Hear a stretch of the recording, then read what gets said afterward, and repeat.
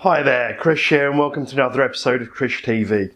The place to get your mojo on, the place to shine your light, and the place to change the world. And today I really want to talk to you about your relationship to the world, or more to the point, your relationship to the earth and to the planet, and the cycles of nature. Now, I don't know about you, but I often notice that in my busy life, life gets really kind of crazy. The phone's always going, there's always kind of social media to look at, there's always stuff to do. And I can easily kind of get disconnected from myself, and I can easily get disconnected from nature. And I think that's part of the modern condition, isn't it? We kind of tend to live our lives very much in our, indoors, in our boxes, and all that kind of thing. But in cities, we often lose contact with nature. But what I know about our contact with nature is it's really important to our well-being, it's really important to our mental health, and it's really, really important to our stress levels. In other words, contact with nature can really help us to manage those things. Now, what I'd like to kind of invite you to do with the video today is to reconnect with the cycles of nature, and I'm going to give you a very specific way to do that. Now, on the 21st of September, which is a couple of days away, it's the Autumn Equinox, and that marks the passage between the shift from summer to autumn, as it were. And it's called the Autumn Equinox because daytime and nighttime are equal length. It's equal light and equal dark. So it's really kind of this natural pause point between the seasons. And it's a really good time to kind of look back and look forward.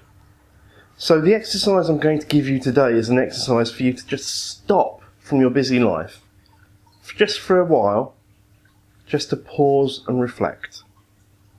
So the invitation is on the 21st or thereabouts, give or take a day, but really it's a good marker to do it on the 21st. It's to sit down, maybe do some journaling or some writing. You might want to talk it over with a friend, or you might just want to think about it. But either way, just take some time out to reflect, and I'd like you to reflect on two things. Now, the first thing is the autumn equinox is the time of harvest, and in ancient cultures, it was the time when all the crops would be harvested and gathered in. So that's the first thing to reflect on. I want you to kind of look back over this year so far and kind of see, see what you're reaping from what you've sown. If you think about it, we earlier on in the year set intentions, we planted seeds almost, and we've kind of allowed them to grow. We've kind of looked after them. We've kind of tended those seeds of intention, as it were, and hopefully they've grown and flourished, but they might not have. So the first thing to think about is what has happened to those seeds of intention that you set earlier in the year. What has happened this year, and kind of why has it happened? If those seeds of intention have flourished and grown, what was it that you did to help that? Who were you being? Were there outside circumstances that helped? And really from there, kind of, what is it that you want to carry forward to continue this level of momentum or success? If you find it hasn't been such a great year, or your kind of intentions haven't really come to pass, as it were, then that's also a time to kind of look back and think about what has happened. But not from a place of blame or kicking yourself or, being hard on yourself. It's really thinking about what did you do or what did you not do for those seeds of intention not to flourish? And what prevented you from doing something if that was the case? Who was it that you needed to be to help those intentions? And again, what got in the way? Were there external circumstances that got in the way? And really, from all of that, taking all of those and kind of harvesting those lessons so that you can move forward with a lot more kind of consciousness and insight and taking those lessons forward. The second half of this exercise is about looking forward. And this time we're looking forward into the winter months. We're looking forward into the kind of darker months, as it were. And the symbology here is much more about turning inwards. So we're not talking about setting activities or setting intentions about all the stuff you're going to do. It's much more about the kind of internal stuff about who you are and who you're becoming and, the person you want to become. So really, for me, there are two areas to look at. The first one is your self-care. And that's really thinking about, if you think about it from this point of view, from a kind of farming analogy point of view, it's that how does the soil need to be prepared? How does the soil need to be kind of looked after to make sure, and rested to make sure that it's in great condition for the next season?